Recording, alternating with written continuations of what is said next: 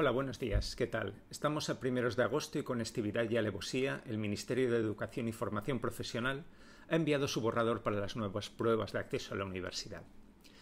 Como responsable de la asignatura Lengua Castellana 2 en la provincia de Valencia, recibí este borrador la semana pasada, de modo que en este vídeo vamos a comentar los principales aspectos de esta reforma en lo referente al apartado de lenguas y lo que va a implicar, ya que las lenguas son objeto del mayor de los ataques de esta propuesta. Avanzamos ya que los resúmenes que han aparecido en prensa recogen de una forma muy fiel el contenido del borrador. Mi comentario constará de tres partes.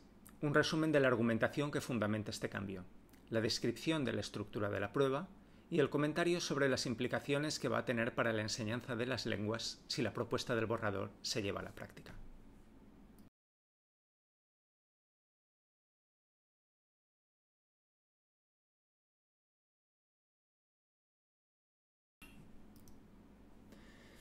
El borrador señala como causas para esta reforma la necesidad de adaptar la EBAU a la estructura del nuevo bachillerato. Y como según el Ministerio este va a ser menos memorístico y más competencial, las pruebas de acceso también han de serlo. No deja de ser chocante que una vez más una nueva ley de reforma prometa luchar contra la memorización. Un segundo argumento consiste en avanzar en la equiparación de las pruebas, es decir, en proponer una base común, y esto en un doble sentido, entre comunidades autónomas para evitar problemas de acceso desigual a la universidad y con Europa. La igualación entre comunidades, que podría llegar a plantearse como una prueba única para toda España, parece difícil si no imposible, ya que hay intereses regionales en juego contrarios a la unificación. En cuanto a la unificación con Europa, este último argumento lo conocemos quienes estuvimos en la reforma que implantó el sistema Bolonia en la Universidad Española. En aquel momento se nos dijo que con Bolonia la equiparación de titulaciones entre países de la Unión Europea sería automática. 10 años después es fácil comprobar que homologar un título es cualquier cosa menos automático.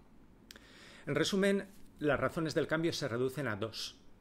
Luchemos contra la memoria y armonicémonos con Europa una vez más. Una pobre argumentación para un cambio que va a poner patas arriba la organización del bachillerato. El punto más notable de la reforma en lo que a lenguas se refiere es la evaluación conjunta de español, inglés y las lenguas como oficiales, como si todos los alumnos fueran trilingües, y en la sustitución de exámenes específicos de español, catalán, vasco o inglés por una prueba de madurez.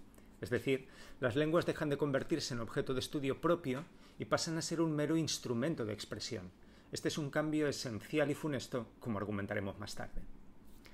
La prueba de madurez consistirá en un análisis a partir de una serie de documentos, visuales, sonoros o multimodales, en las 2 o 3 lenguas que estudie el alumno. Tras dedicar 15 minutos a leer dichos materiales, el alumno pasará a responder 3 tipos de preguntas. A. Preguntas cerradas en las 2 o 3 lenguas. Preguntas cerradas en la jerga ministerial significa preguntas tipo test. Esta, por cierto, es una buena noticia para los correctores. B. Preguntas semiconstruidas. Traduciendo la neolengua ministerial, serán preguntas que se responderán, y cito el documento del Ministerio, con un número que da respuesta a un problema o una palabra que complete una frase o dé respuesta a una cuestión. Es decir, se trata del tradicional rellenado de huecos. En efecto, detrás de las preguntas semiconstruidas, lo que hay es un puro y simple ejercicio estructural. Según el Ministerio, las preguntas cerradas y las semiconstruidas sumarán un total de 25, y de estas, de 5 a 7 estarán redactadas en lengua extranjera, o sea, en inglés para el 90% de los alumnos.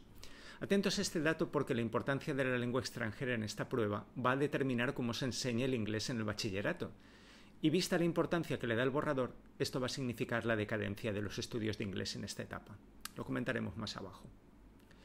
Por último, preguntas abiertas. Serán 3, posiblemente una en cada lengua, y abierto aquí significa no más de 150 palabras. Para que os hagáis una idea, son más o menos 2 párrafos o uno largo. Resumiendo, que este nuevo examen que va a desterrar la memoria, va a movilizar competencias y va a poner a nuestros alumnos en el disparadero de la nueva educación, permitiéndoles afrontar los retos del futuro con optimismo, se resuelve en 25 preguntas tipo test y de huecos y 3 preguntas de 2 párrafos cada una. Pero eso sí, esta ingente producción lingüística será corregida por un profesor de cada lengua con una guía de corrección, que va a ser por lo menos 10 veces más larga que la producción de los alumnos. Lo que está claro es que los profesores que redacten la guía sí que van a aumentar sus competencias lingüísticas.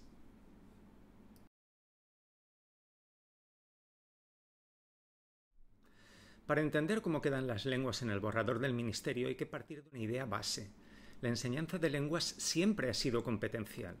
Aun en el caso de la lengua materna, da igual que sea gallego, vasco o español, todos los planes de estudio, desde Grecia y Roma en adelante, han contemplado como objetivo educativo desarrollar en los alumnos la capacidad de escribir con corrección, hablar con propiedad y entender el sentido de los textos. Esta capacidad se ha denominado tradicionalmente expresión oral, comunicación escrita, etc. Así que, señores del Ministerio, gracias por competencializarnos, pero los profesores de lenguas ya lo estamos por naturaleza. Además de estas competencias, y no en lugar de, el estudio de las lenguas maternas ha incorporado lo anterior un segundo elemento, la reflexión sobre la lengua y sobre la estructura de la lengua. Para eso sirven los análisis sintácticos, las segmentaciones morfológicas o los estudios sobre cohesión y coherencia en el texto.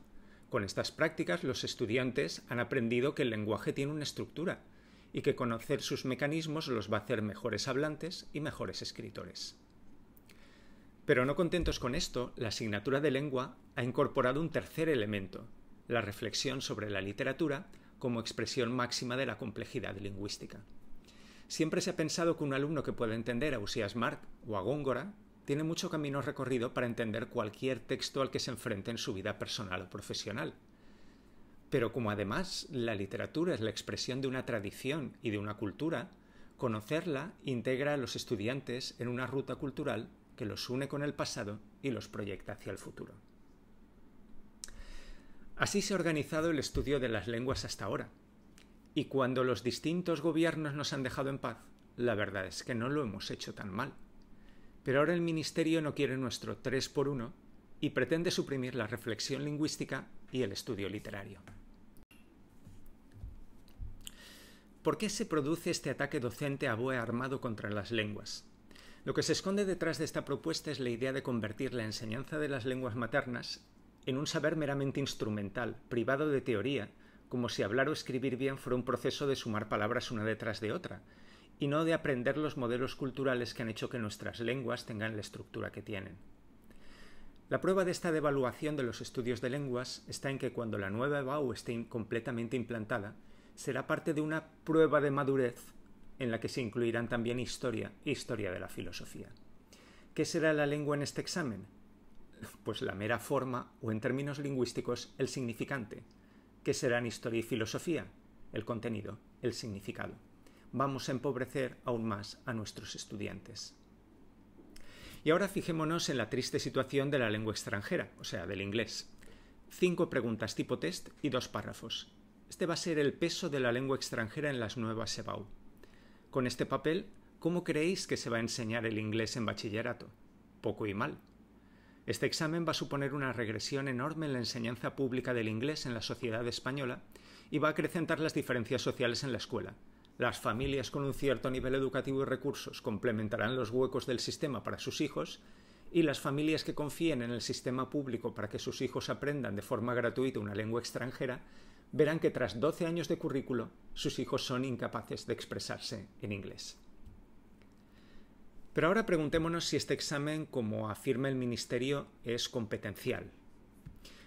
Pocas competencias se movilizan en preguntas cortas, pero pocas más se activan en respuestas de 2 párrafos. Si lo que quería el Ministerio era activar competencias lingüísticas, hombre, habérnoslo preguntado a los miles de profesores de lengua que en España somos. Por poner algún ejemplo rápido, se podría optar por resumir una conferencia, como se hacía en la antigua selectividad, o un texto complejo, escribir un ensayo, redactar una queja, escribir un email de disculpa a un desconocido o a un conocido, convertir el tuit de un joven en el mensaje que escribiría a su abuelo. Y todo esto sin pensarlo mucho, que no son sino prácticas docentes bastante frecuentes en el sistema educativo. Así que no, esta reforma no va de memorias ni de competencias. Esta reforma es un ataque a los contenidos en las asignaturas de lengua sin por ello mejorar sus procesos. Esta reforma, hay que tenerlo claro, hará menos independientes a los hijos de familias desfavorecidas, que tendrán una menor capacidad de expresión y que serán presa fácil para créditos abusivos, publicidad sobre juego u ofertas falsas. Esta reforma ataca el carácter democrático del sistema, que ofreció a los que en su día veníamos de familias poco acomodadas unas posibilidades culturales que nuestro entorno no nos podía dar. Resulta irónico, además, que esta propuesta venga de la mano de un gobierno de izquierdas, que debe de estar dirigido en su rama educativa por un pedagogo loco o por un ingeniero social perverso, y que no nos pinten con mitos pseudopedagógicos lo que está pasando. Esta es la puntilla que faltaba en esta legislatura para asestar un golpe de gracia a un sistema educativo que tanto ha hecho por la igualdad en los últimos 60 años. Llevamos 30 años de reformas sin fin en nombre del progreso que no han logrado acabar con el abandono escolar, que han agotado al profesorado y que han disminuido las oportunidades de las clases bajas, aumentando con ello las desigualdades. Lo pagaremos como país. Pero cuando llegue ese momento, los dirigentes políticos de ahora estarán disfrutando de sus retiros dorados en instituciones internacionales por los servicios prestados.